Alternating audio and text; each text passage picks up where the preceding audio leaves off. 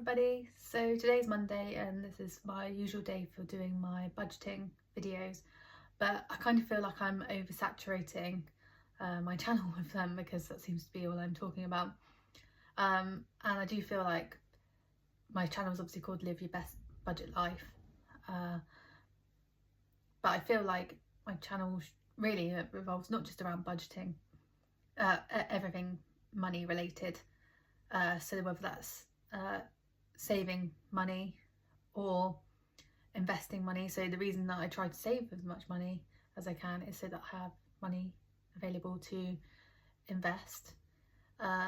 Also, if you're new here, because I have seen I've had quite an influx of subscribers over the weekend, thanks to Sharon on I think her channel's Living on a Low Income UK. I know she'll be watching, so I'm sure she'll comment if I've got that wrong. And please do, Sharon, if I've got that wrong, because if I've got people watching me that haven't come across you, then I would strongly suggest they go over to your channel because you're brilliant. Yeah, so not only about budgeting, over here we're about trying to make more money as well as save it. So it is me and my partner that live in the house together. We currently don't have any children, although hopefully one day that might change. I had sort of mentioned some hospital appointments in my last video, and the reason that wasn't budgeted for is because the appointment wasn't planned at that point when I did my budget. But basically my partner and I are about to, or hopefully about to, go through IVF. We have had like so many doctor's appointments where you go to see your local GP, and they've had so much blood out of me for various different tests that they couldn't do all at once. They had to be on certain days of your cycle and things like that. But basically now at the stage of going to hospital. I've had some further tests at the hospital, and now, well, this week we're going to be going for our funding appointment. In the county that we live in, so we're in the UK, and in the county that we live in, we went through with a nurse the sort of criteria to be able to be given funding, and you're not allowed to smoke, which is fine. Your BMI has to be at a certain level, which hopefully that's going to be okay. Thankfully they only really care about the woman. With the male, I think the only criteria that they said in Wiltshire is that they have to be under the age of 55. So thankfully my other half is 45, so we think we do meet the criteria. But we've got our appointment on Wednesday, so please wish us luck for that. But obviously if we're not successful in getting funding, I'm not sure what we might be doing yet. We haven't discussed that. But I know there are options out there, whether we do it in the UK. We have discussed potentially doing it abroad where it is cheaper than in the UK, and success rates are quite good. But the reason I'm mentioning it is because you're probably wondering what I'm going for multiple hospital appointments for, and I don't want anyone to worry about me being poorly. I think I've got quite a journey to go on that it will affect my health in some way. But also, if we don't get the funding, I don't know what we're going to do yet, but that will be a conversation for us to have. But that could also be incorporated into our budget if we do have to pay for it. I wanted to mention was it's currently half term in our county. I don't know if it's half term elsewhere, and like I've just said, my partner and I don't have any children, but we are that couple that get invited to a lot of children's things because I think people think we're big kids. So, I've been asked by my friends if I would mind going to soft play, or there's like not too far from us, there's like this big inflatable place, like big giant bouncy castles, and maybe the parents don't want to go on it, but the children want someone to go on with, so we usually get roped into that. Anyway, just so happened that Friday night one of my friends who lives in a different town to me messaged me and said, oh, I've seen on a local Facebook group in your town that there is an event for children, and it was free. And it's absolutely brilliant. She's got 2 children, so she's got a 4-year-old and an 8-year-old. So obviously different age ranges there, but I felt like the event that was on, and it was free, was brilliant for that age group. They had free face painting. They had like a petting zoo, so I will put a picture up of me petting the animals, because I was in my element. I love animals. Loved that bit. It was in the local park, so obviously like big outdoor space. She packed a picnic for her children, so no expense other than for her to drive there, and it's in a big park. There is parking there, but it's also like in a residential area, so there was parking all around the road, you know, without interfering with people's houses, by the way, that you could park along. And it was an event that went on between 11 o'clock and 3 o'clock, and there was all sorts of things here that children could have come in fancy dress, and there was prizes for that. They had the fire brigade there, and the children could have a sit in the fire engine, meet the fire brigade. They did have to pop off at one point, so I'm guessing that they were needed, but they did come back. Face painting, there was things that you could pay for, so there was pottery painting that the children could have done if they wanted. They had like a load of different charities there that had various different things for children to play on, so there was like big like outdoor games, you know, like Jenga, Connect 4, what else is there? Oh, and then obviously there was like just big park in general, so the children that we took, they're not from my town, so you know, they got to go to another park that they don't tend to go to often, so that in itself was exciting for them. And did I mention that there's tractors? So we live in quite a rural area with quite a big farming community, and they had about 4 or 5 different tractors that the children could go and sit in and things. So yeah, I mean, we didn't stay for the whole time because unfortunately it was quite cold. I mean, we did dress for the weather, but it did also unfortunately rain a little bit. And there is a cafe there as well. We did sit in there briefly while it rained. And yeah, I think the children enjoyed it. Also to mention that in the park there is also an aviary. I've never seen that in another park before, but they had different birds that the children could look at, and big like plaque on the wall with the different types of birds that are in the aviary. Yeah, they seem to enjoy themselves. So I know it's half term, so I suppose people are looking out for free events, and that was one that was near to us. And then secondly, on the Sunday, me and my partner went to it's called the 2 Tunnels near Bath, and that is basically 2 old railway tunnels, and I'll put a little video up of me cycling across it. No, if you want to see it, I'll put a little clip here, but if you want to see the full thing, I'll put it at the end of the video. It's quite long. I might speed it up actually because it's quite a long one. Basically it's 2 disused, I think part of like an old railway system, and they've basically tarmacked over what used to be the railway, and now it's a footpath and cycling path, and I think it is like a cycle circuit from what we could gather. There's various different sort of bits that you could come off of the circuit and go into the town if you wanted to, but there's also little pubs along the way that you could have stopped off at. I think the whole circuit is, I think it's 7 miles from Bath to Bristol along that circuit.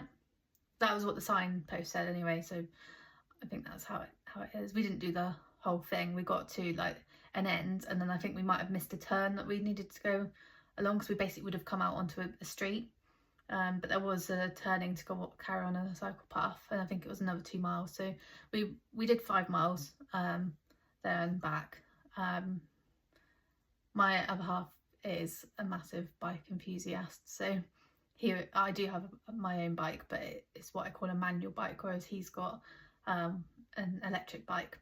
and a lot of his friends have got them. So he took his bike, which I rode on, and he borrowed one of his friends. So that might be another idea for people to do if you've got older children or children that can ride bikes, is have a look and see what cycle networks are around you. And just by chance that we found that, and it's flat, which doesn't interest him as much because he's much more into downhill mountain biking, but much more to my level of cycling. So that's what we went and did on Sunday, and we took snacks with us. So other than transporting ourselves there, it didn't cost us anything, so had a nice free weekend. So what else I wanted to mention is some of the apps that I have been using, and I haven't factored this into my budget, but I probably have mentioned a lot of these while I've been talking about what I've spent. So I think I've definitely mentioned the app Everup to you, which I primarily use for grocery shopping, but I usually use Everup to spend in Aldi and Morrison's, which I do go in person to. We have had the odd purchase from B&Q for my partner, because he's an electrician. Sometimes we'll go and get bits for jobs that he needs at other stores like B&Q. I've got a trade card there, and that's Screwfix, places like that. But I don't factor that into my budget because, like I said before, like I just talk about my own money and my own spending. Also, because he is self-employed, it's hard to sort of distinguish between like what is, like, I'd have to sort of explain like his business expenses. So it would just get too complicated. I just thought it's easier for me to just focus on my own spending. But as it stands, I do have an Everup balance of £40.88, and I've only been using it for pretty much since I started this YouTube channel, so just under 3 months that it's made that. And I can see that I've had people sign up from my referral link. I've got 3 people that have signed up so far. It doesn't include any bonus from that because I think they have to reach £10 and then cash it out before I get anything back from that. So I thought I'd just mention that. So that's saving along nicely. I don't think I'm going to cash that out yet. It's kind of nice to have it there for an emergency. But I can cover the bills from my salary, I think. You know, we have to really cut down on a lot of things, like, you know, that you don't need to do, like going out, fun stuff, you know. But he is self-employed, so obviously there's always that worry that if he doesn't get any work, and that might be coming up soon, he is having a conversation with the person that he's contracted to at the moment, because at the moment he's got work until around Christmas. Second of all is with Top Cashback, so I do have a balance there. So this has actually had a huge increase because I didn't mention in my budget because I actually forgot and hadn't had the reminder emails. My home insurance became due in October, which I will mention in my next budgeting update video. And I couldn't even remember who I had insurance with. And anyway, I went on to Top Cashback, and there's all the different comparison sites on there. And basically now my balance on Top Cashback is £49.76 that I could cash out right now. But it has had a boost from that insurance, but also from the insurance I took out for the pet insurance a while back. So that will go up to £61.91 when it takes a while sometimes for them to sort of make it payable for you. So that's good. So between those two apps, that's £100.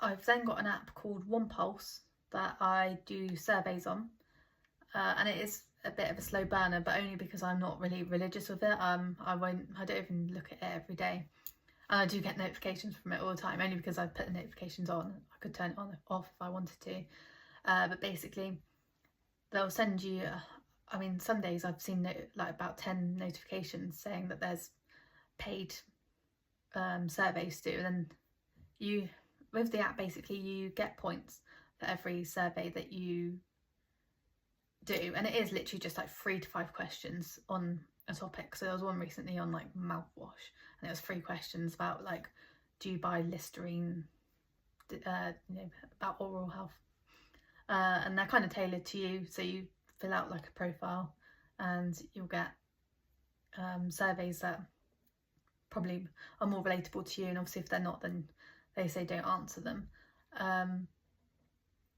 So you get ones that are just worth points, and then you get some surveys that are worth money, and then the more points you get, the higher the level you get, the more money you get for each survey. Does that make sense?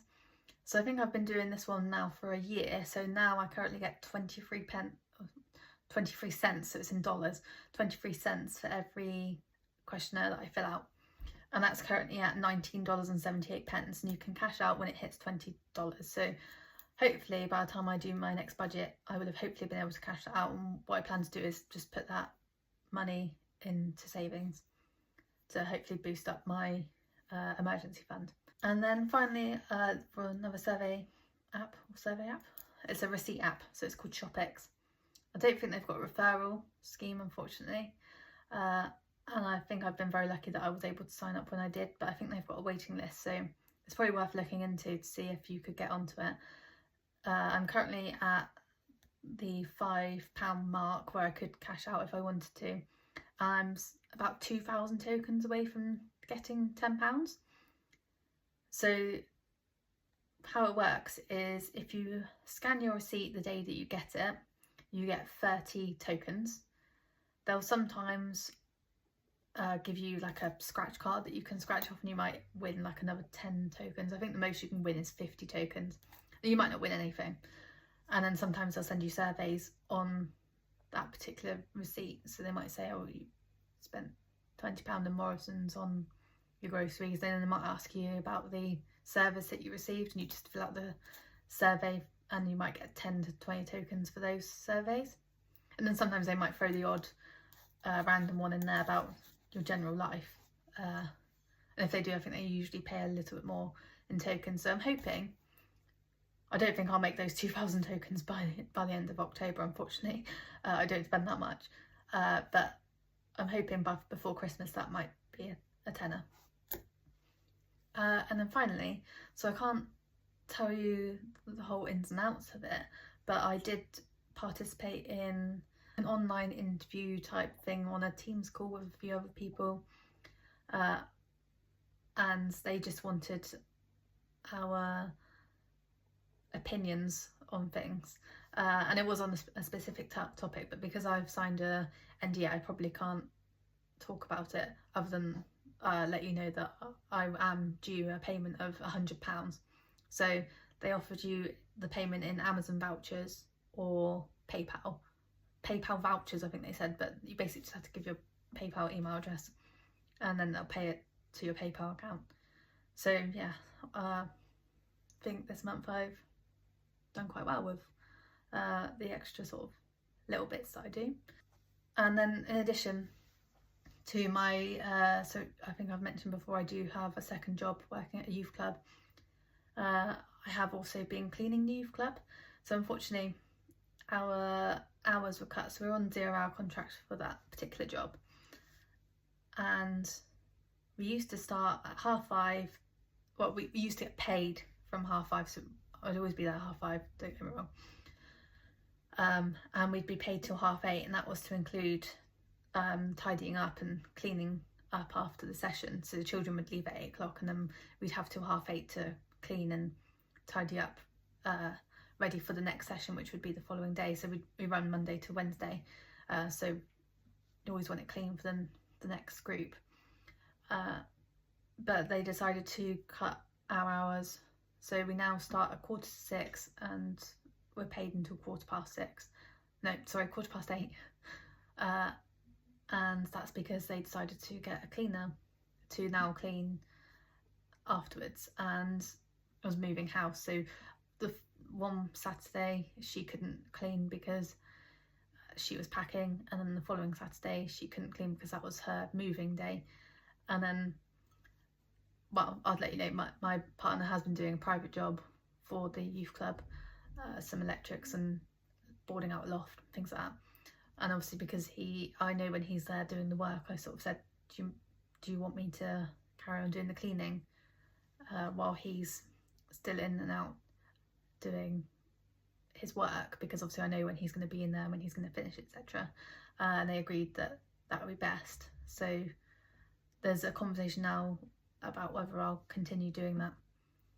I don't want to let them down. Obviously I had mentioned at the beginning of the video that we might be going through IVF, but obviously the extra money, especially when having children, I'm sure a lot of you could tell me, you can never have enough of it. So I kind of want the extra money, but I also know that I need to give myself a break. So I don't want to let anyone down by taking it on and then getting so far into the journey and not be able to carry on. So I have said I also don't want to take away money from the lady that had been doing it.